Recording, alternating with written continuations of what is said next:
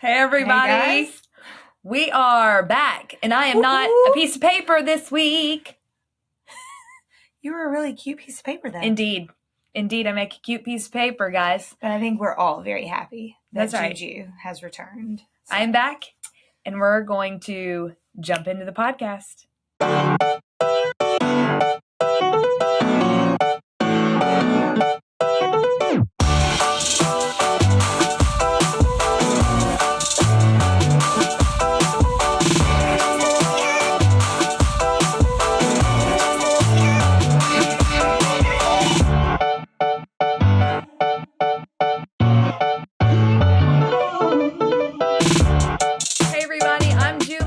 Tricia. And this is the And She Laughs podcast. We're so excited that you guys have stuck it out for 6 months now. Whoop, whoop. We're proud of you. We're proud of us. We're proud of us. We're really proud of us. We've stuck it out for 6 months. We've stuck it out. And Tricia's pregnant. Whoa, is she? How about that? She is so pregnant, guys. 10 weeks to go. I'm going to be holding a child and responsible for keeping it alive in 10 weeks. Yes. I think it's a good time to bring it up that we're going to take some time off and let Tricia raise a little baby for a bit. Whoop, whoop. Just a wee bit. Don't worry. Don't cry. We'll be back quickly. But we're just going to give her a little time off. So anyway, we're talking about camp. We are. So you guys know that Julie was out last week because she was at kids camp, and I was actually out the week before because I was at youth camp. I have been going to our City Hope youth camp in some capacity for 10 years. Wow. 10 years. Well, we didn't have one for COVID year. Womp womp. That was a real bummer. But every time my husband has gone up to speak, and so I've always gone up and served in some capacity, sometimes for just a day or sometimes two. But the past few years, I've gotten the opportunity to speak at camp. I have directed our rec staff, which is you do indeed so much fun for me. This year was a little different because you wobble. I mean, it was harder on the body than I thought it was going to be. And at one point my side started cramping up, and I literally was like, Father, if this is stubborn pride, please forgive me and please protect my child. Because I kept lifting things but it was, last week I told them that I found the walk-in refrigerator and I ate a lot of pickles. I would like to say that my ankles have returned to regular size. And that's really exciting, guys. She has great little ankles. Week at camp, she had great large ankles. There's actually a picture of me in the media and social media. They didn't put it on social media. They love me too much. They wouldn't do that to me. I love that for you. Anyone who is listening that is part of that department, they would not do that to me. But I saw a picture of me from behind, and I actually didn't recognize myself. But when I went back, because I did recognize my shoes, I was like, that woman's ankle is trying to eat her tennis shoe. And it was mine. It was my tennis shoe. So. Listen, one thing about us Wimberley girls is we don't do nothing halfway. So all of you who are pregnant, finger quote, pregnant, and your body stays the same except for your belly, you just get this basketball under your shirt. I'm just going to tell you, you don't do it like we do it. We do it all out. Earlobes, lips, nose. That made me a judgmental pregnant person because I had a lot of energy. I laid 3,600 square foot of vinyl plank flooring. For all of you who are listening and you can't hear my eye roll. Month of pregnancy. I had so much energy. I had the glow. You know what I'm saying? It's because she was pregnant with a boy. Testosterone. It's completely different. This honey. A girl. All that estrogen. I'm still having to take anti-nausea medicine to sleep. I had a kidney stone. I had this has not been an easy journey. I'm older. It's also, I cannot say enough how different it is to be pregnant with a child when you don't have a child. And then to be pregnant with a child. That's when real. You have a 4-year-old. It's so real. I'm sleepy. Yeah. Well, I was pregnant at 25, and I've never had an easy pregnancy. I don't even know what that is like. No. I think my mom thought I was a hypochondriac. She did. She thought I was faking. She has admitted that she didn't know, because she had easy pregnancies all around. She did. She had absolutely ridiculous easy pregnancies. Not crazy. Me. I vomited every day with Isla. With Georgia, I broke my clavicle, and 3 days later, my father died. And then we had a hospital stay with Isla. She got streptococcus in her blood. And then Lily, we're not even going to go into that. So I've had 3 really hard pregnancies, all worth it. Amazing girls. I love them so much. I remind myself every day. They're strong. They're so strong. Such strong women. I went to camp with 2 of my girls this year. Isla is 13, so she served at kids camp, and then Georgia went as a camper. And I will tell you, it was some major role reversal. Like, Isla wanted to be right next to me. Georgia wanted nothing to do with me. Would hardly speak to me. Really. It's a little different. Like when I'd go, hey, because at church, she's like, mom. At church, I was like, drop me off here. See you later. Correct. Don't pull up. Too close. Drop me off. Mom, you're embarrassing me. Right. Because we're at separate campuses now. You know, Ben and I are at Mobile campus, so I drop her at Malbus on Sunday mornings. And she really is like, you're pulling too close to the church. So anyway, so we are talking about our takeaways from camp this year, and I think it's super fun. Well, I love camp. I do love camp because I get to see life change. Yes. I get to see our students falling more in love with Jesus. I get to do it. When I look at our church's youth leaders, they're some of my favorite people in the world. Yep. They're fun to be around. Absolutely. They're passionate about the Lord. They're giving of themselves. Yep. So I adore going to camp. But I also, and you and I talked about this, but I love going to camp for myself. Absolutely. There's no cell phone service. So I feel like I'm on the mountaintop as I'm watching students give themselves to the Lord in this crazy, beautiful way. I hear from the Lord. Yes. He speaks to me, and not just encouraging things. Right. He's like, hey, I'm going to check that. Yeah. We need to work on that. And I'm like, ooh, I didn't think we needed to work on that. But okay, let me just lay here on the floor and cry for a minute before I go pray for students. But it was a powerful year. Something that was unique for our City Hope youth and kids camps was seeing our next generation come in. Like, guys, I could not stress enough how hungry our students were. It absolutely moved me beyond what I'd be able to describe. I cried every night during worship, not just because of the presence of the Lord, but because of the hunger of the students in the room. It was absolutely breathtaking. And but there are some things that God spoke to us that we thought were worth reflecting on and sharing. And I at kids camp, it was the same way. The kids were like just starving for the presence of the Lord. And we're talking like, you know, our nephews went for the first time this year. They just turned 8. During camp and just tiny little guys, the most precious little nephews. And they were the kings of camp. They certainly were. But just watching them experience the Lord, watching them worship. One night I was in worship and I felt these little arms wrap around my waist, and I looked down and I realized it was Gabe. And he was just leaning his head against me and holding on to me with my hands in the air. And so I reached down and put one hand on him to squeeze him just in case he wanted to like let go, but he didn't. And so he turned around and stood in front of me, but leaned back against me and put his hands up like this in the air. And I'm telling you, I just was done. I'm 30 weeks pregnant. You cannot tell stories like that. It was just incredible. It was feel like you owe it to me to tell me that story before we're like recording the podcast. She's sobbing. I love it.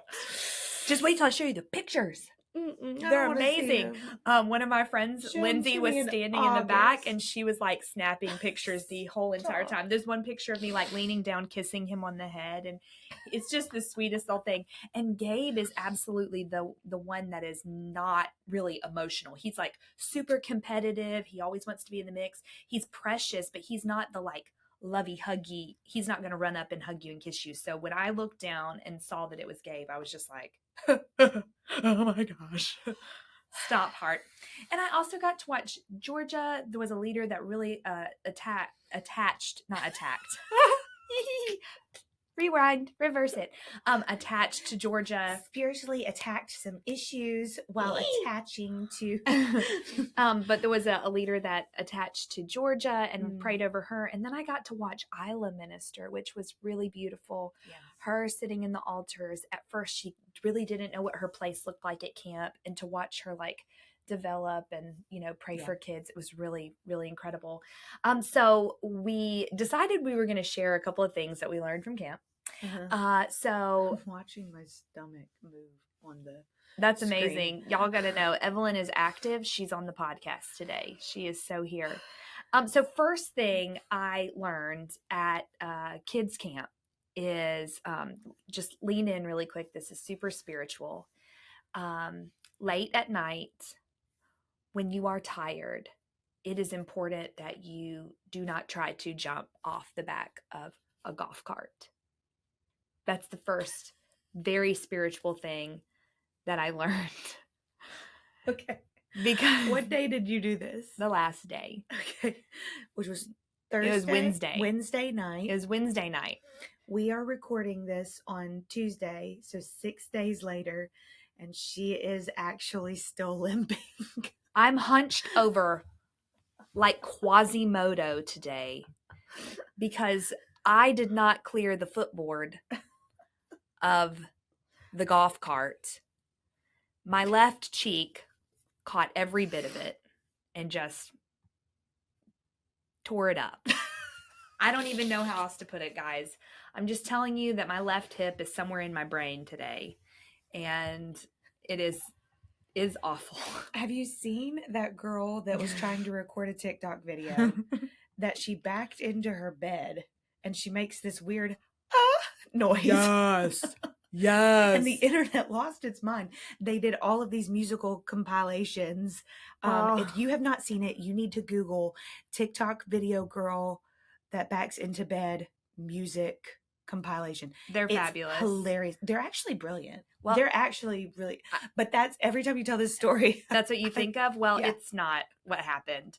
I actually asked everyone that was around to please go away. I said, everyone, I need you to go. Just please go away for a second. Because everybody's like, oh, Julie, are you okay? And it's like 1:30 in the morning, And they're like, are you okay? Are you okay? One of the nurses, one of my dear friends, Christina, she's like, are you okay? I was like, I just need everybody to walk away for a second so I can say words I want to say. But I didn't. I just went, like the TikTok girl. And it was really awful. And then the next morning, everybody wanted to see my butt cheek too. Everybody's like, let me see. I'm like, it's my butt cheek. No. But is it bruised? Yeah. That sucks, sister. Yes. I'm sorry. Indeed. So that was the first thing I learned at camp. Okay. We'll take that. Yeah. Everybody, that was it for your notes. Yeah. Second thing is bug spray is paramount. Yeah. It's really important. They were strong. They were stronger this year than they have been in 10 years of camp. They're strong bugs, very strong bugs. But something that was really fun is I had a lot of young leaders on my team. Okay. So I absolutely was probably the oldest person at the camp. Definitely, probably, most likely, except for KP, who's our next gen pastor. He's just like months older than me. Like breath older than me. So I feel like I was the oldest person at the camp. And so I just have a milder approach to competition. That's a lie.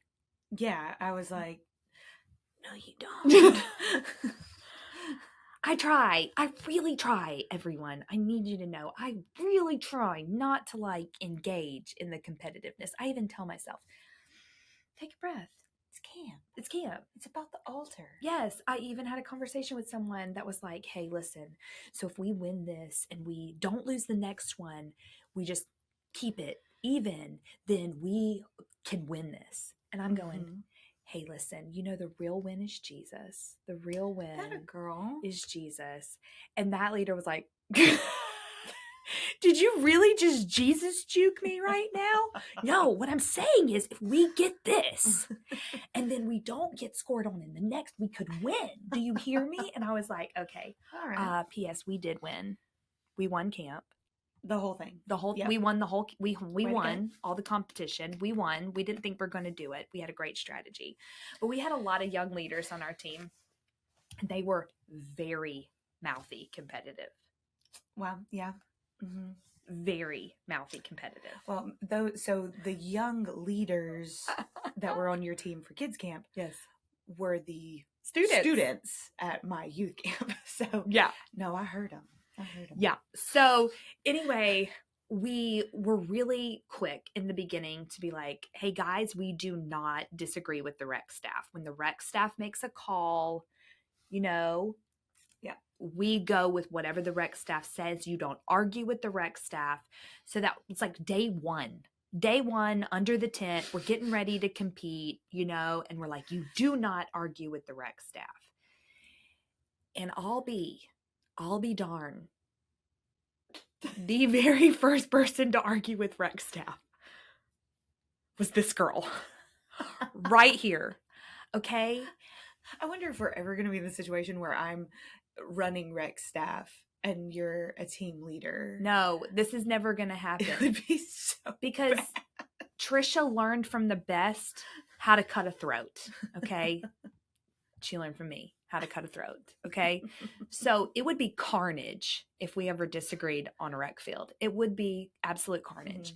So anyway, I was the first one to disagree with the rec staff. Okay. Little kid. I mean, I'm talking about, I have shoes older than this guy. Okay. He was 2 months old enough to actually be on rec staff and was not paying attention to anything that was happening. And he was like, gonna give it to the Black Broncos, blah, blah, blah. And I went, oh, nobody. I'm sorry. I think you missed that. I think we crossed the cone first. I think you missed that.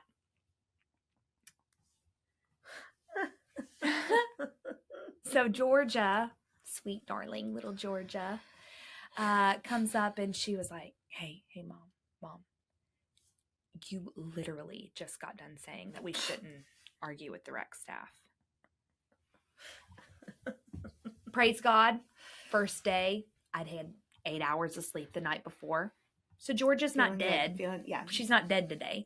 I went, okay, you're right. I was like, hey, my bad. We're not going to argue with rec staff.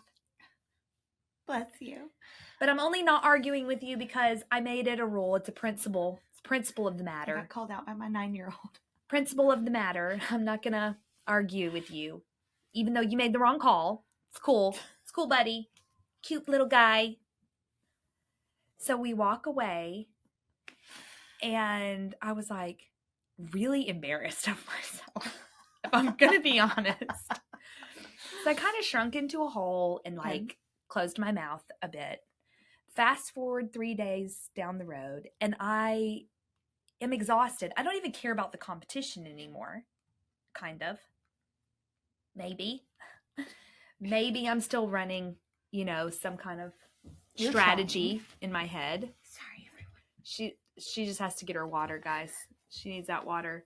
And then she's going to have to refix her outfit so her belly button doesn't show when she sits down. Oh, that's cute. But anyway, the last game before we have a huge obstacle course called the circus. The last big game before the circus is called kiddie pool kickball. And you guys, that is always the sassiest game. It is so sassy because we're exhausted. It is blazing hot, like the pit of hell. And all of the kids are vomiting. I'm serious. I had like 3 on the sidelines that were vomiting and that were tired and exhausted. And I'm the mom. I'm watering them and nurturing them, and everybody else is playing and still screaming at each other. I've never seen a youth vomit during kiddie pool kickball, and I have reffed it for several years. Just for the record, for the moms that are, I had two. They ran so very hard at giant soccer that when we did kiddie pool, it was bad. Okay. So anyway, we're doing kiddie pool kickball, and literally every adult starts running on the field yelling at this same kid that made a bad call first day. Just thought I'd say that. Just throw it out there. This same kid that made a bad call, he is like, no, I said he was out. I said he was out. And y'all, every adult, I'm not going to name all the adults. Could have been our senior pastor. Could have been one of them. Music directors, prayer team members, everybody, they are at this kid's throat. And they are like, you made a wrong call. And they are yelling at this kid. Anyway, Georgia Ragsdale looks at me and she was like, are you going to handle this? And I walk out and I was like, hey, guys, we don't argue with rec staff. And I was like, I know. I'm the pot today. You're the kettle. I get it. I get that he made the wrong call. He sucks. No, I didn't say that part. But yeah. But I was so that night just thinking about how many mistakes that we make with our kids and saying, this is how you handle things. But in the moment when we think, well, this is justice, we absolutely change the rules and we're like, change up. I'm the worst at it. I really am. I really am the worst. And I think what's even more bad, even at a greater level of bad, did I say that correctly? At a greater level of bad is when we don't own it. Yeah. And we teach our kids to justify their yes being no. Because scripture says in Matthew, your yes should be yes and your no should be no. And when we justify it to them, we just make it worse. We're building this monster. And so anyway, when I was like, guys, we don't argue with rec staff, the whole place was like, yeah, you're right. You're right. My bad. You know? And so all the kids, they were like, oh, okay, yeah. Leaders make mistakes. Yeah. And it was really good. Yeah. You know what I mean? Like, and the first time that I did rec staff, I felt like I saw a lot of that maybe competition coming out of the leaders and,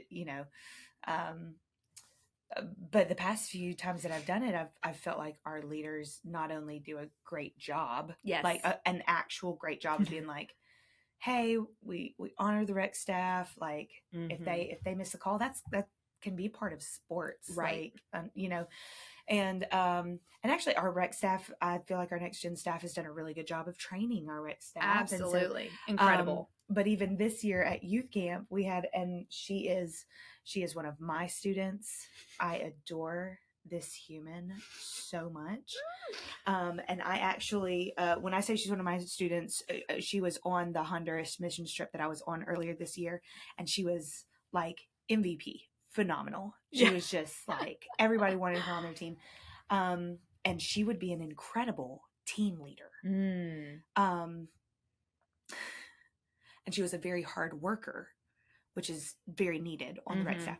She was not a good referee.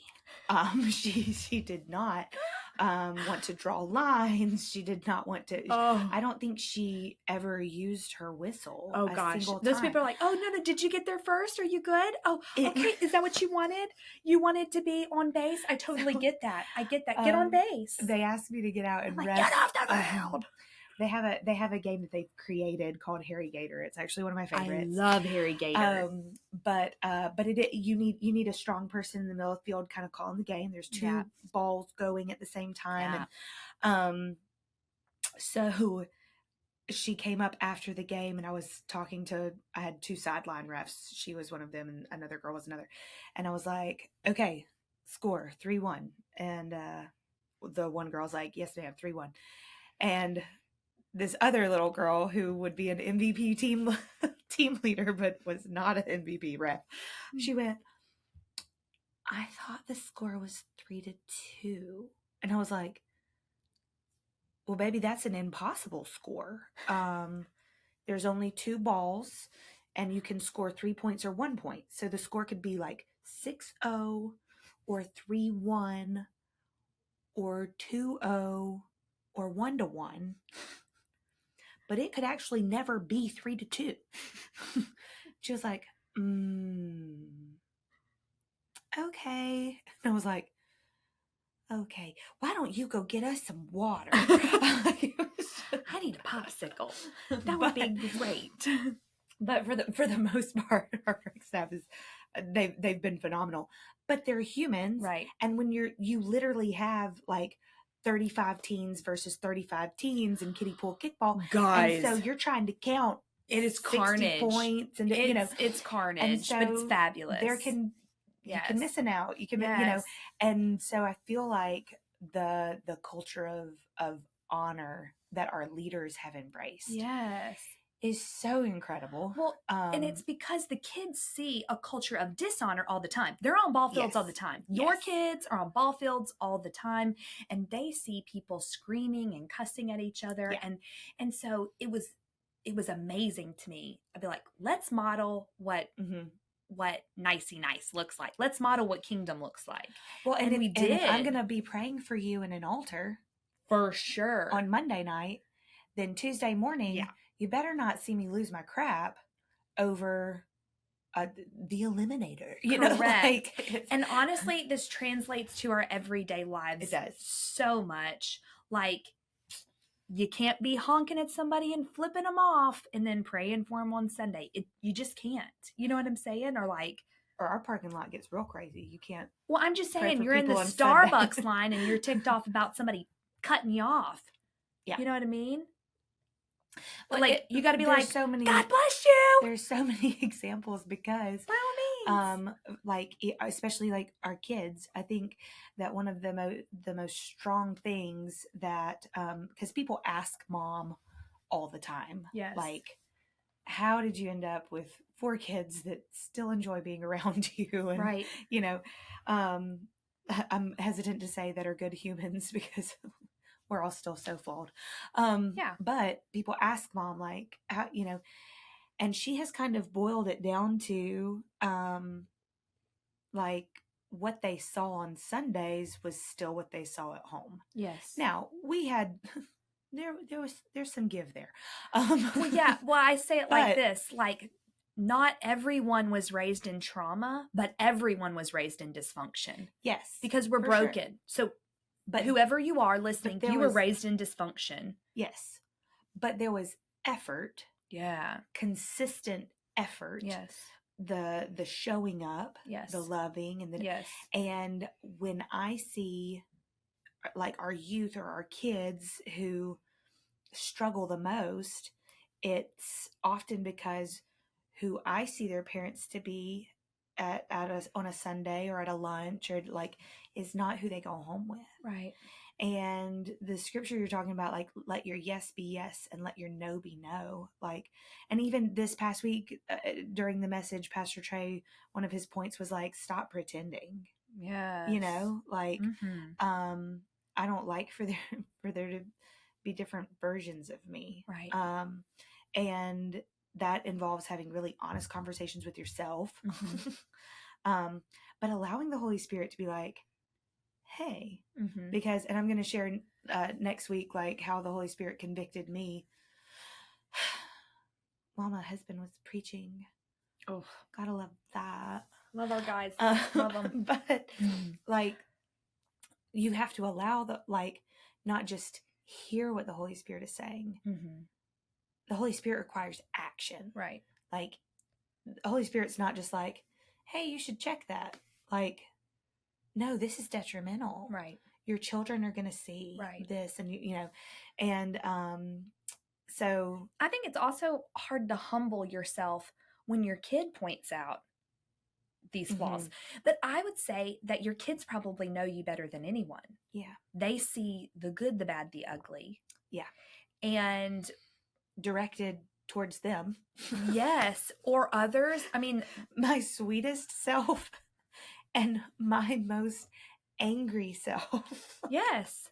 Are offered to my husband and child. My children and my husband. And when they are like, hey, didn't you just tell us that we shouldn't argue with rec staff? You know, what happens when you elevate yourself above a child and say, do as I say, not as I do. Yeah. Man, you are creating a very broken person. Yeah. You're creating a narcissist. You're either creating a narcissist that breaks people, or you're creating a broken person who's going to be easily manipulated. Yes. And we talked about parenting a couple weeks ago, and in our journey through Proverbs, and one of the things that was pointed out was like in parenting, you want to hit a target. Yes. And a broken arrow, like, you know, you shoot an arrow from a bow and you want it to hit this target. Right. Well, if you don't have a plan, if you don't have prayers over your kid, like who you want your child to be, who, you know, then you have no target. You're just, it's going to go anywhere. But also, if you break your arrow, it's never going to hit a target. Yeah, it'll never work. And one of the strongest ways to break that arrow is have multiple versions of yourself. Right. You know what I mean? Yeah. Don't say that you're sorry. Right. We had a dad who was so quick to say that he was sorry. Yes. And so I like to think that I bring that to the table in parenting. But I'm still growing. Yeah, for sure. Well, something I think about, because I have a 13-year-old, and so there are a lot. We have conflict. You know what I mean? Like, we have conflict about everything. Your shorts are too short, or no, I don't feel like going to play pickleball tonight, and driving you 45 minutes and just dropping you off with whoever. I love these hypotheticals. They're just this is totally hypothetical. But when I get into these situations with her, I want relationship more than I want to be right. Yeah. And so I feel like takeaways for today are eat the humble pie. Eat it up. It's the best meal you will ever eat in your life. That's how you gain listeners. Yeah. Yummy. Pull up a plate. Nom, nom, nom. But truly, it is be who you say you're going to be. Yeah. And then when you're not, own it. Eat the pie. Yeah. Yeah. We love you guys. Tune in next week. Mwah. Bye.